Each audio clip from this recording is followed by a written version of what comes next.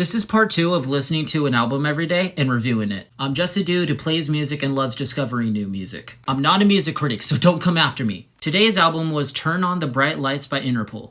Going into this album, I didn't really know what I was getting into. It was the first time I ever heard of this band or even listened to this band, so I had no expectations going into this. Untitled, the first song off this album, really set the tone on what I was going to listen to throughout.